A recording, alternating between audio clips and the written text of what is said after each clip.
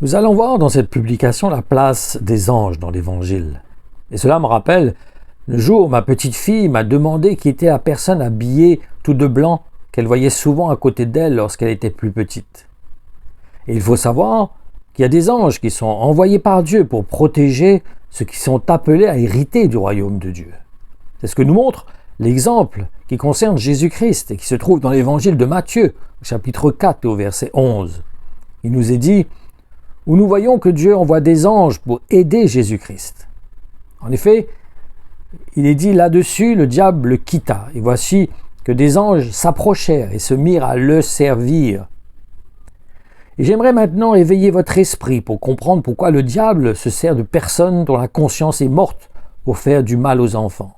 C'est important de saisir qu'est-ce qui motive le diable à agir ainsi. Et en effet, c'est parce qu'il touche ceux qui sont vulnérables. Et dans ce cas, il touche aussi la prunelle de l'œil de Dieu. Parce que les enfants sont précieux aux yeux de Dieu. Nous rappelons Jésus quand il a intervenu en faveur des enfants qui venaient vers lui alors que les apôtres les interdisaient de s'approcher de Jésus. En effet, nous pouvons constater cela en lisant le verset 10 du chapitre 18 de l'Évangile de Matthieu, où il est dit « Faites attention, ne méprisez pas les gens simples, je vous l'assure, leurs anges dans les cieux se tiennent constamment en présence de mon Père céleste. » Certains vont dire « Mais pourquoi Dieu ne l'a-t-il pas encore anéanti ?» Et en réalité, c'est beaucoup plus complexe que ce que nous pouvons penser ou même imaginer. Il faut savoir que le diable n'est pas totalement vaincu. Et je vais donner l'exemple d'un jugement qui peut avoir été prononcé contre quelqu'un qui a commis une faute. Mais il peut arriver que la sentence n'a pas été encore exécutée. En ce qui concerne le diable, la sentence sera totalement exercée sur lui après la grande guerre qui aura lieu juste avant qu'il soit jeté dans les temps de feu. Donc, il agit, nous voyons qu'il agit encore, il ne faut pas non plus être incrédule, être aveugle, il agit, il intervient encore, il trouble les gens, il séduit, il est à l'œuvre sur la terre, il n'est pas totalement anéanti. Maintenant, par contre, il se soumet au nom de Jésus, d'obéissance au nom de Jésus-Christ. Parce que quand quelqu'un s'unit à Jésus-Christ, il peut maintenant, au nom de Jésus-Christ, donner des ordres au diable, l'interdire de faire certaines choses. Il peut le chasser, il peut guérir, il peut intervenir pour libérer quelqu'un qui est captif. Mais il est toujours agissant sur la terre. Il ne peut pas toucher un enfant de Dieu, il ne peut pas toucher un chrétien, parce que les anges l'entourent. Il y a un signe sur sa vie, comme lorsque l'ange était passé dans la ville où il allait détruire tous les enfants nouveau-nés, et qu'il y avait le sang qui était sur les linteaux des portes, et qui était le signe qui empêchait l'ange exterminateur de toucher aux enfants de Dieu, au peuple de Dieu. Donc c'est important, c'est un peu pareil pour nous. Nous avons un signe sur notre vie en tant qu'enfants de Dieu qui nous permet de nous distinguer des autres. Et le diable ne peut pas nous toucher. Mais il touche le monde et il nous influence aussi, même s'il ne peut pas nous toucher totalement, mais il peut quand même nous influencer par ses mensonges, par ses séductions. Donc c'est important pour nous de saisir que malgré tout que nous sommes protégés, il est quand même à l'œuvre dans le monde. Son action, la manière d'agir sur le monde, il est toujours opérant. Il n'est pas totalement vaincu, il n'est pas lié encore, il n'a pas été jeté encore dans les temps de feu. Donc pour l'instant, on ne peut pas dire qu'il est totalement vaincu. Il faut que ça soit clair. Il faut qu'on reconnaisse cela. C'est pour ça que nous avons besoin de garder notre cœur et nous attacher à Jésus-Christ, à être un avec Jésus-Christ, afin de ne pas être troublé, de ne pas être séduit par lui, de ne pas être vulnérable vis-à-vis de ses tentations, de ses œuvres qu'il accomplit pour séduire le monde. Et si vous le souhaitez, vous pouvez lire cela dans le livre de l'Apocalypse. Et il faut aussi comprendre que le rôle des anges ne se limite pas à protéger les faibles et ceux qui sont appelés à hériter du royaume de Dieu. En effet, les anges auront à exercer la justice de la part de Dieu, comme les prophéties qui concernent le jugement final. En effet, le diable aura son œuvre à faire, mais les anges aussi auront une œuvre à faire, et qui concerne donc, pour venir avec Jésus, enlever ceux qui ont été choisis, et aussi ils vont jeter ceux qui n'ont pas obéi dans les temps de feu. Regardons cela dans l'évangile de Matthieu, au chapitre 13 et au verset 41. Il nous est dit, le Fils de l'homme enverra ses anges. Ils enlèveront de son royaume tous ceux qui font tomber les autres dans le péché et tous ceux qui font le mal. Il est évident que les anges sont envoyés par Dieu pour agir de sa part. En effet, c'est bien ce qui nous est montré dans le verset 2 du chapitre 28, dans l'évangile de Matthieu, où il nous est dit, tout à coup, il y eut un violent tremblement de terre. Un ange du Seigneur descendit du ciel, s'approcha de la tombe, roula la pierre de côté et s'assit sur elle. Nous pouvons aussi tous rendre témoignage que nous avons été gardés d'accidents qui auraient pu nous coûter la vie. Ce n'est pas le cas pour vous? En tout cas, pour moi, ça a été le cas.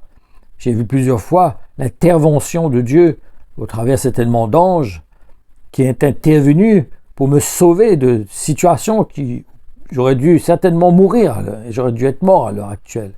Surtout un accident qui était vraiment spectaculaire où je n'ai aucune 15 séquelles alors que la manière que ça s'est passé, tout le monde pensait que j'étais mort. Mais je suis persuadé que les anges m'ont gardé. Nous allons voir par exemple les anges qui ont protégé Jésus-Christ des bêtes sauvages lorsqu'il était dans le désert. Et nous pouvons lire cela dans l'évangile de Marc au chapitre 1 au verset 13, où il est dit « Il y séjourna 40 jours, pendant lesquels Satan le mit à l'épreuve en le tentant de diverses manières. Seules les bêtes sauvages lui tenaient compagnie et les anges le servaient. » Un ange peut avoir aussi été envoyé par Dieu pour parler à quelqu'un. En effet, c'est ce que nous pouvons constater dans l'évangile de Luc au chapitre 1 et au verset 30. Personnellement, je connais moi-même des personnes qui ont eu la grâce de vivre ce genre d'expérience, alors qu'ils n'étaient même pas convertis. Allons lire, comme lorsque Marie a vu un ange qui l'a rassurée. Et ce fait donc se trouve dans l'évangile de Luc au chapitre 1 et au verset 30. L'ange lui dit « Ne crains point Marie, car tu as trouvé grâce devant Dieu. »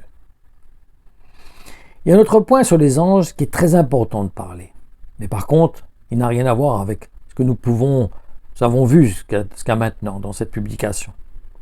Et il faut savoir qu'ils sont aussi témoins de ce que nous faisons. Et c'est ce que nous allons voir dans la première épître de Paul au Timothée au chapitre 3 et au verset 16. Nous pouvons constater qu'ils étaient témoins de l'œuvre accomplie par le Fils de Dieu. Lisons cela. Oui, vraiment, c'est une grande et profonde vérité que notre foi chrétienne dévoile et que nous reconnaissons ensemble au sujet du Christ. Il s'est révélé dans un corps humain et déclaré juste par le Saint-Esprit. Il a été vu par les anges. Il fut proclamé parmi les non-juifs. On a cru en lui dans le monde entier. Il fut élevé au séjour de gloire. Il est dit qu'il a été vu par les anges. Les anges ont constaté ce qu'il a accompli. Ils étaient témoins de son œuvre. Et je vous encourage à considérer une autre facette de la place des anges dans la vie de l'homme. Et pour cela, nous allons lire ce que nous exprime l'apôtre Paul dans la première lettre aux Corinthiens au chapitre 11 et dans les versets 9 à 11. Et l'homme non plus n'a pas été créé pour la femme, mais la femme pour l'homme. Pour cette raison, la femme doit avoir une souveraineté sur sa tête à cause des anges. Toutefois, ni l'homme n'est sans la femme, ni la femme sans l'homme. Dans le Seigneur, ils sont tous égaux, mais dans une hiérarchie malgré tout. Et à votre avis, pourquoi l'apôtre Paul parle des anges en ce qui concerne la place des sœurs dans l'Église? Pour cela, il faut se rappeler qu'il y a une période de l'histoire où les anges ont eu des rapports sexuels avec certaines femmes et qui ont même eu des enfants. Et donc, en prenant une place d'autorité sur l'homme, les sœurs, en fait, troublent les anges. Ils perturbent les anges par leur attitude, par leur manque de respect. Ça leur rappelle des anges qui ont été déchus, qui ont tenu tête à la volonté de Dieu, qui sont rebellés à Dieu. Et quand une femme tient tête à son mari et qu'elle ne se soumet pas, qu'elle ne prend pas sa place, elle agit un peu comme les anges déchus. Oui, je vous assure, c'est ce que l'apôtre Paul veut nous communiquer. Parce que nous devons savoir que les anges se sentent concernés par la vie des êtres humains. Et c'est bien ce qui est dit dans l'évangile de Luc, au chapitre 12 et au verset 8. Regardons cela. De plus, je vous assure que tous ceux qui se déclareront publiquement pour moi, le Fils de l'homme aussi les reconnaîtra pour siens devant les anges de Dieu. Donc, quand quelqu'un s'investit, quand quelqu'un fait la volonté de Dieu, quand quelqu'un marche selon le cœur de Dieu, Jésus rend témoignage aux anges de ces personnes-là pour qu'ils les assistent. Comprenez cela? C'est important de saisir cela. En effet, il faut savoir que les anges se réjouissent lorsqu'une personne s'identifie à Jésus-Christ. Et cela nous montre qu'ils s'impliquent personnellement dans des expériences que nous vivons. C'est ce que nous allons encore constater dans l'évangile de Luc, au chapitre 15 et au verset 10. Je vous le répète, il en est de même au ciel. Il y aura de la joie parmi les anges de Dieu pour un seul pécheur qui change de vie. Les anges se réjouissent. Ils voient, ils regardent notre vie. Ils se réjouissent de ce que nous vivons, des expériences que nous faisons avec le Seigneur. Mais ils sont aussi témoins de si nous sommes rebelles, si nous détournons, ou si nous ne considérons pas le plan de Dieu, la grâce de Dieu. Ils sont attristés aussi par cela. Parce qu'ils sont touchés par ce que nous vivons, par ce que nous expérimentons. Ils sont témoins de ce qui se passe, de la manière que nous considérons la grâce de Dieu. Il faut aussi que nous puissions prendre conscience de quel type de personne sera jeté dans les temps de feu. Voyons cela dans l'évangile de Matthieu, au chapitre 13 et au verset 39 à 43. Et cela afin que nous puissions avertir le monde. Il est dit, l'ennemi qui a semé les mauvaises graines, c'est le diable. La moisson, c'est la fin du monde. Les moissonneurs, ce sont les anges. Donc, comme on arrache la mauvaise herbe et qu'on la ramasse pour la jeter au feu, ainsi l'en sera-t-il à la fin du monde. Le Fils de l'homme enverra ses anges, et ils élimineront de son royaume tous ceux qui incitent d'autres à pécher, et tous ceux qui contreviennent à l'ordre de Dieu. Ils les précipiteront dans la fournaise ardente, où il y aura des lamentations et d'amers regrets. Alors que ceux qui se seront attachés à Dieu resplendiront comme le soleil dans le royaume de leur Père. Que celui qui est capable d'écouter s'efforce de bien comprendre ce que je viens de dire. Ma conclusion, nous devons comprendre la place des anges envers l'homme. En effet, ce n'est pas uniquement des exécutants. Ils ne sont pas là simplement comme des anges gardiens à veiller sur nous, comme des robots ou comme des chiens. Excusez-moi l'expression, mais il faut bien comprendre qu'ils ne sont pas là seulement. Ils ne sont pas des automates, ils ont aussi une conscience, ils ont aussi un état d'esprit, ils sont touchés par ce que nous vivons, ils sont touchés par ce que nous expérimentons, par notre manière de vivre. Et le pire, c'est quand nous nous rebellons.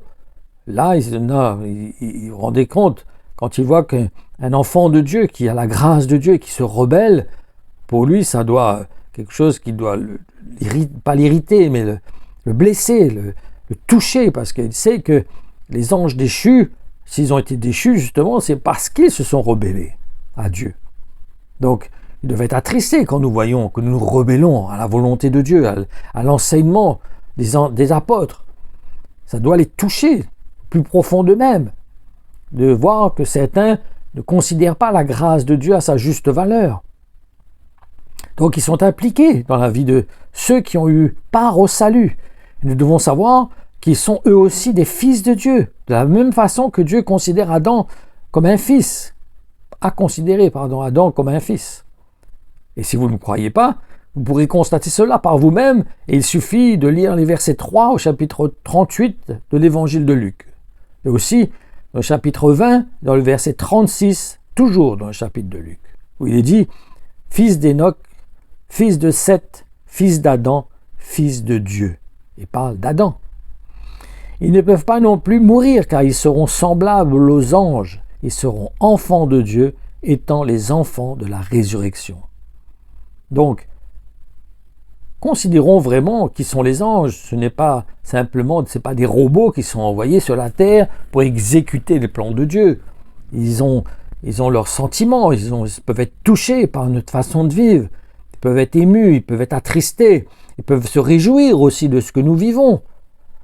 Donc, considérons cela, ne faisons pas comme si nous sommes inconscients, inconsidérés vis-à-vis de la grâce de les avoir autour de nous pour nous protéger, pour prendre soin de nous. Mais ayons du respect pour eux, ayons de la considération pour eux. Et quand nous les attristons ou quand nous attristons le Saint-Esprit, reconnaissons-le, brisons notre cœur, humilions-nous et reconnaissons là où, quelque part, nous manquons de sagesse, manquons de considération, de reconnaissance envers la grâce que Dieu nous fait. Humilions nos cœurs, brisons nos cœurs, reconnaissons ce que nous sommes, reconnaissons lorsque nous pouvons attrister le Saint-Esprit ou lorsque nous pouvons attrister les anges qui sont là pour nous servir, pour prendre soin de nous.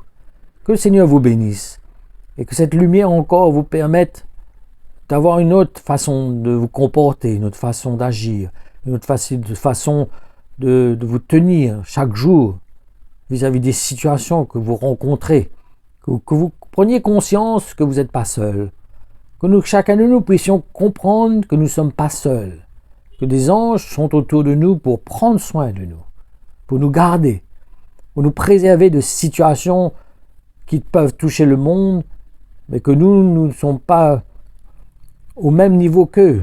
Nous avons une grâce qui nous accompagne au travers donc du Saint-Esprit premièrement, et aussi au travers d'anges qui nous accompagnent.